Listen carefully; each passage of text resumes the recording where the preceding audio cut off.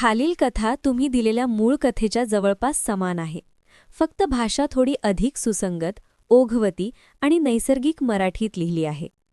कथेचा मूळ प्रवाह, संवाद आणि शेवट बदललेला नाही. एक श्रीमंत घराण्यातील 17 वर्षांचा मुलगा आपल्या आईला रोज म्हणायचा, "आई, माझं लग्न लावून दे ना." सुरुवातीला आई हसून टाळायची. तिला वाटायचं, हा अजून लहान मुलगा आहे, त्याला काय समजतंय लग्नाचं. पण दिवसेंदिवस त्याची जिद्द वाढतच गेली. शेवटी आई चिंतेत पडली आणि ही गोष्ट नवऱ्याला सांगितली. अवघा 17 वर्षांचा मुलगा नुकतीच 12वी पास झालाय आणि लग्नाचा हट्ट करतोय. हे काय चाललंय? त्यांच्या मुलाला एक जिवलग मित्र होता, 24 वर्षांचा. तो रोज त्यांच्या घरी यायचा. सुखदुःखात नेहमी सोबत असायचा. आईवडील त्याला आपल्या मुलासारखंच मानायचे. म्हणून आईने त्या मित्राला बोलावून विचारलं, "माझा मुलगा तुला कधी मनातलं सांगतो का? गेल्या काही दिवसांपासून तू रोज लग्नाची जिद्द करतोय."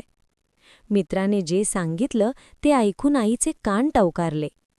"आंटी, तू मोबाईलवर काही चांगले नसलेले व्हिडिओ पाहतो, मुलींचे फोटो बघतो, म्हणून कदाचित त्याला लवकर लग्न करायचं असेल. उद्या काही चुकीचं झालं तर? त्यामुळे तुम्ही त्याचं लग्न लवकर लावून द्या." हे ऐकून आई चिंतेत पडली. आजकाल मोबाईलचं युग आहे. मुलं नकळत काय काय पाहतात आणि वेळेपूर्वीच प्रौढ होतात, असं तिला वाटलं. आईवडिलांनी चर्चा केली. वडील म्हणाले, "उद्या या वयात याने काही चुकीचं केलं तर त्यापेक्षा आपण एक चांगली मुलगी शोधून लग्न लावून देऊ. 18 वर्षांची मुलगी पाहिली तर ती थोडी मोठी असेल, त्याला समजून घेईल." लग्न ठरलं. मोठ्या धामधुमीने लग्न झालं. पाहुणे आले गेले. रात्री नवीन जोडप्याला खोलीत पाठवलं. पण रात्री सुमारे 4 वाजता मुलगा आईच्या खोलीत धावत आला.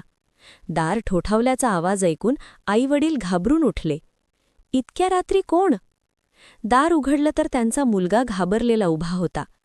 "आई, माझ्या बायकोची तब्येत खूप खराब झालीये, तिला खूप त्रास होतोय."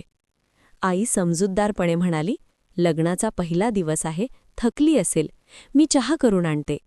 "नाही आई, हा साधा थकवा नाही, तिला खूप भयंकर त्रास होतोय." आई धावत खोलीत गेली. जे दृश्य पाहिलं त्यावर तिचा विश्वासच नव्हत होता. तिची सून बेशुद्ध पडली होती आणि तिला रक्तस्राव होत होता. घाबरलेल्या आईने नवऱ्याला जागं केलं आणि सुनेला गाडीत बसवून रुग्णालयात नेलं. डॉक्टरांनी तपासणी केली आणि सांगितलं, "या मुलीवर कुणीतरी खूप उग्रपणे वागलंय. ती ही स्थिती सहन करू शकली नाही. काही मुली खूप नाजूक असतात, पहिल्यांदा खूप त्रास होतो. काही तरुण औषधं किंवा गोळ्या घेतात, त्यामुळे अशा गोष्टी घडतात." हे ऐकून आई रागावली आणि मुलाला ओरडली. पण तो शांत राहून डोकं खाली घालून उभा राहिला. डॉक्टरांनी उपचार केले आणि काही तासांनी घरी पाठवलं. "मुलगी बरी होईल, पण तुमच्या मुलाला थोडं समजावं, तिची काळजी घ्यावी," असं सांगितलं. काही दिवसांनी सगळं नेहमीप्रमाणे चालू झालं. पण नंतर एक विचित्र गोष्ट सुरू झाली. मुलगा आपल्या बायकोला घेऊन सकाळी घराबाहेर पडायचा. "आम्ही फिरायला जातोय," असं म्हणायचा. आईला आश्चर्य वाटायचं. इतकं मोठं घर, बाग, सगळं काही आहे, मग हे नेमकं कुठे फिरायला जातात? पण नवरीला बाहेर फिरवायचं असेल म्हणून ती शांत राहिली. पण जेव्हा ते 4-5 तासांनी परत येऊ लागले तेव्हा आईला संशय येऊ लागला.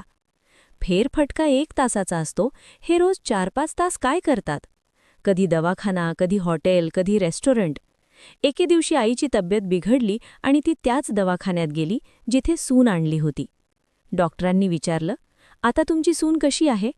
"ती तर बरी आहे, फक्त पहिल्याच दिवशी आम्ही तिला घेऊन आलो होतो." डॉक्टर म्हणाले, "काय म्हणताय? तुमचा मुलगा तर दर 2ऱ्या-3ऱ्या दिवशी तिला इथे घेऊनच येतो. तिला उपचार चालू आहेत. तो अजूनही तिच्याबरोबर तशाच पद्धतीने वागतोय, म्हणून तिला त्रास होतो आणि मग तिला इथे आणतो." हे ऐकून आईच्या पायाखालची जमीन सरकली. ती धावत घरी आली आणि सुनेच्या खोलीत गेली. प्रेमाने गालावर हात फिरवत विचारलं, "खरं सांग मुली, माझा मुलगा तुझ्याबरोबर काही चुकीचं तर करत नाही ना?" सुरुवातीला सून शांत राहिली. पण आईने वारंवार विचारल्यावर तिच्या डोळ्यात अश्रू आले.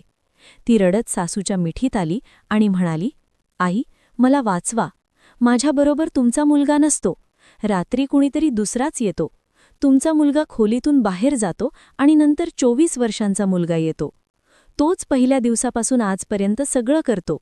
नावाने लग्न तुमच्या मुलाशी झालं, पण रात्री कुणीतरी दुसराच असतो." हे ऐकून आईला विजेचा धक्का बसला. तिने ताबडतोब मुलाला बोलावलं आणि विचारलं, हे काय चाललंय? तू आपल्या बायकोला कुणाच्या जवळ पाठवतोस? कुणाकडून पैसे घेतलास का? हा काय धंदा आहे? मुलगा रडत सत्य सांगू लागला. त्याचा तो जिवलग मित्र, ज्याच्यावर कुटुंबाला इतका विश्वास होता, तो दिसायला साधा होता, पण मनाने किती क्रूर होता हे आता कळलं. एके दिवशी त्या मित्राने मुलाला मोबाईलवर अश्लील व्हिडिओ पाहताना पकडलं होतं. 16-17 वर्षाचा मुलगा, अक्कल कच्ची होती. मित्राने धमकावलं, मी तुझ्या आईवडिलांना सांगेल की तू असले व्हिडिओ पाहतोस. तुझी किती बदनामी होईल, इज्जत जाईल. घाबरलेला मुलगा म्हणाला, दादा, कोणाला सांगू नको, मी हे परत कधीच करणार नाही. मित्र म्हणाला, ठीक आहे, पण तुला एक काम करायचंय. तुझ्या आईवडिलांना पटवून लग्न करून घे. पण लग्नाचा आणि याचा काय संबंध? ते नंतर कळेल. जे व्हिडिओ तू पाहतोस ते लग्नानंतर तुझ्या बायकोसोबत करू शकतोस, असं म्हणून त्याने मुलाच्या मनात वेड भरलं. लग्नानंतर सुहाग रात्रीच्या आधी मित्राने सांगितलं, तुझं गुपित माझ्याकडे आहे. मला तुझ्या बायकोसोबत रात्र घालवायची आहे. प्रत्येक रात्री ती माझ्यासोबत राहील, नाहीतर सगळ्यांना सांगून टाकेन. बिचारा मुलगा इतका घाबरला की त्याने हे मान्य केलं. दोन्ही घरं समोरासमोर होती. रात्री खिडकीतून मित्र रस्ता ओलांडून यायचा आणि मुलगा त्याच्या घरी जायचा. पहिल्याच रात्री मित्राने गोळ्या खाऊन त्या नाजूक मुलीवर अत्याचार केला. तिला धमकावलं, तुझ्या नवऱ्याची कमजोरी माझ्याकडे आहे. कुणाला सांगितलंस तर दोघांनाही घरातून हाकलून देईन. बिचारी मुलगी कशाला सांगणार? ती त्या दुष्टाच्या हातात बलात्काराचा बळी पडली. जेव्हा तिला त्रास व्हायचा तेव्हा मुलगा तिला डॉक्टरांकडे घेऊन जायचा. डॉक्टरांना वाटायचं तोच मुलगा तिच्याबरोबर असतो. पण आता सत्य समोर आलं. आईवडिलांना संपूर्ण हकीकत कळाली. ज्याला ते आपल्या मुलासारखे मानायचे त्याने पाठीत खंजीर खुपसला होता. त्यांनी ताबडतोब पोलिसात तक्रार केली आणि पोलिसांनी त्या दुष्ट मित्राला अटक केली. ब्लॅकमेल, बलात्काराचे गंभीर गुन्हे दाखल झाले. त्याला तुरुंगात टाकण्यात आलं. मुलीचा योग्य उपचार झाला. मुलालाही मानसोपचार तज्ज्ञांची मदत दिली गेली. काही महिन्यात दोघंही आईवडिलांच्या मार्गदर्शनाखाली नवीन जीवन सुरू करू शकले. त्यांना समजलं की चुकीचा निर्णय घेतल्याने किती मोठं नुकसान होऊ शकतं आणि विश्वास ठेवलेली व्यक्ती कधीकधी किती धोकादायक